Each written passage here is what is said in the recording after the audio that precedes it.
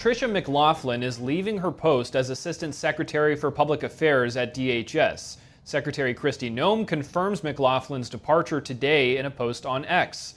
Noem says McLaughlin has served with exceptional dedication, tenacity, and professionalism. The DHS Secretary writes, quote, "She has played an instrumental role in advancing our mission to secure the homeland and keep Americans safe." McLaughlin says that she has been planning to leave in December, but pushed back her departure amid the aftermath of the Renee Good and Alex Preddy shootings. Noem says her department is sad to see McLaughlin leave, grateful for her service, and wishes her success. To dive into the latest on this, we welcome on now Cooper Smith, Director of Homeland Security and Immigration at the America First Policy Institute. Cooper, thanks for joining us again. Now, Secretary Noem didn't provide any explanation on why McLaughlin was leaving. How are you reading her departure? Yeah, I mean, that, of course, is a question for Tricia and for the department.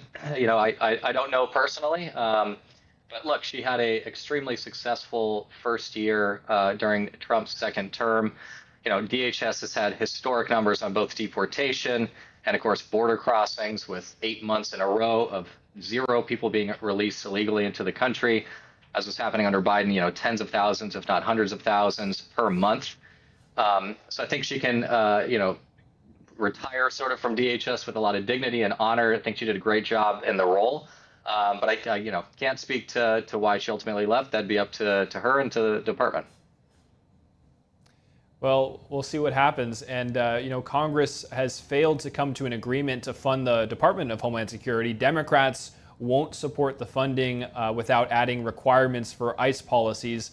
Before we get into the specifics of those policies, how is the lapse in funding affecting DHS and national security for everyday Americans?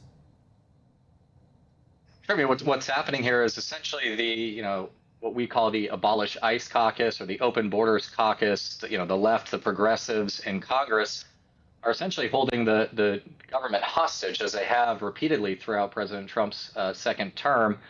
And so, unfortunately, you know, our national security, our homeland security is at risk. I mean, DHS was talking about this over the last couple of days, that, you know, if the shutdown continues, Americans can expect longer wait lines potentially at the TSA. Of course, hundreds of thousands of DHS employees are going without pay. That affects employee morale. And unfortunately, FEMA, right, disaster-related grants and other funding mechanisms might get tied up or delayed. So there's very real costs to the DHS shutdown, which, as you mentioned, Jack, is all about, it's about ICE, right? And this list of 10 demands for ICE changes. And I'm happy to talk about that. But in my view, it's a deeply unserious policy document. Sounds like it's written by a very radical left sort of Antifa type person, not a senator or a congressman that we elect into office. So happy to dive into that. But there are real effects of a DHS shutdown. Yeah, and I want to get into that in just a second, but as far as the shutdown goes, how much longer can we go on like this before we see some notable and noticeable weaknesses in the TSA, FEMA, disaster response, and law enforcement programs? Yeah, I would expect if it goes past, let's say, a couple of weeks, maybe a month or so, you're going to start to see some real problems, right? The contracts being delayed, grants not going out. Of course, for those who rely upon their government salary, agents and officers at ICE and CBP, you know, maybe they can cover expenses for a couple of weeks, but not for a couple of months. So I would say as we get to the kind of 5 or 6 week mark, that is sort of what I'm looking at. Honestly, at this point, it's anybody's guess how long this is going to go. We just saw today that Democrats sent the White House sort of a new list of demands or a negotiation, an offer.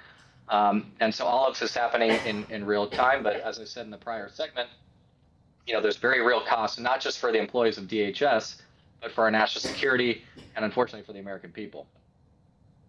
And Cooper, I want to get into the list of changes that Democrats are calling for. One of the most prominent ones is to ban ICE agents from wearing masks. Police departments across the country don't wear them. That's their argument. But Republicans say that it puts ICE agents and their families in danger, as ICE agents are being targeted more severely than your typical police officer. To what extent are ICE agents being targeted? Well, it's historic. It's unprecedented. According to the Department of Homeland Security, we're talking about an 8,000% increase in death threats against ICE agents, a 1,300% increase in doxing and harassment and assault, a huge rise in car-related incidents, across the country. So there's huge risks to being an ICE agent. And you're right. Most local police do not wear masks on the job, but the difference between local police and say the ICE agents is that ICE agents have had politicians calling them Nazis, the modern day Gestapo for 6, 7, 8, 9, 10 years. And so unfortunately, in the eyes of many of the radical left, they see sort of a target in ICE. And I mean that to say that they're going out and not just doxing them and assaulting them and threatening them, but tracking them, tracking their movements. And there's entire groups dedicated to doing this work in a very professional way. This is not really a grassroots movement, more of a paid operation. So unfortunately, they face a lot of risks as ICE officers. And look, in my view, we have to protect them. We have to protect ICE's mission. And some of the other major changes that Democrats are calling for, and feel free to jump in on any of these, they're calling for stricter use of force standards, clearer identification, judicial warrants for entering private property, and limits on what they call racial profiling. Can you tackle why Republicans are against some of these changes? Yeah, of course. I mean, I would say that there is one area in there, the body cameras, that there is some agreement. And of course, Secretary Noem announced that they'd be rolling that out in Minneapolis. ICE has actually looked into body cameras and has been rolling them out for a number of years. So I don't think that's particularly controversial. But when it comes to requiring judicial warrants, when it comes to the masking and all these other changes that are being asked of ICE, I would just submit to you and your audience that what they're trying to do is return ICE to what it was under Joe Biden, which was essentially doing very, very limited immigration enforcement to the point where it almost doesn't exist. I think they know that they can't politically run, I'm talking Democrat leadership, cannot politically run an abolish ICE platform. So instead what they're doing is not being honest with the American people and proposing a list of 10 reforms that, if they were to agree upon it, would effectively render ICE meaningless, rudderless, and without any authority to go after the bad guys who came in under President Biden. I want to jump into what you said earlier about this not being such a grassroots movement on the part of protesters. Can you describe, President Trump has said so as well, as a lot of these protesters seem professional. Can you describe what's behind this?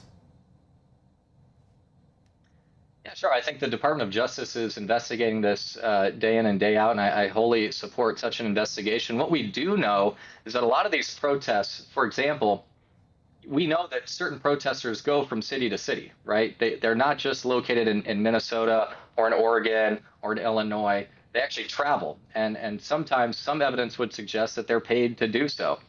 Other evidence suggests that certain organizations, nonprofits, NGOs, are paying for rent for them, for medical issues, for legal issues that they might encounter, as basically their full-time job is to protest ICE, and really at the core protests President Trump, right?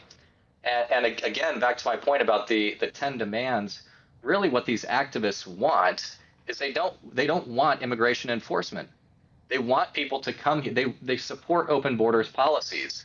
At America First Policy Institute, we absolutely do not. But these people are, in some cases, I'm not going to say all of them, in some cases, absolutely resourced to do this work, and it's basically becomes their full-time job. Cooper Smith, thank you so much for sharing your insights with us as always. Really appreciate it.